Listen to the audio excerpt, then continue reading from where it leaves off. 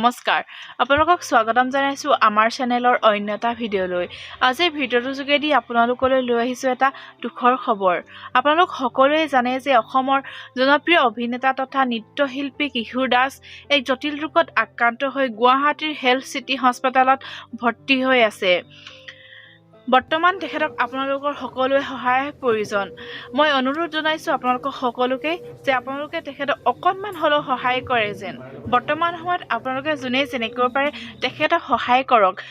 তেখেতৰ bank account number আৰু Google pay number সামাজিক মাধ্যমত সকলোৱে শ্বেয়াৰ কৰিছে ময়ো স্ক্ৰীনত দি দিছোঁ তেখেতৰ গুগল পে নম্বৰ আৰু বেংক একাউণ্ট নম্বৰ যোনে যেনেকৈ পাৰে সহায় কৰক মুঠৰ ওপৰত তেখেতক সকলোৰে সহায়ৰ প্ৰয়োজন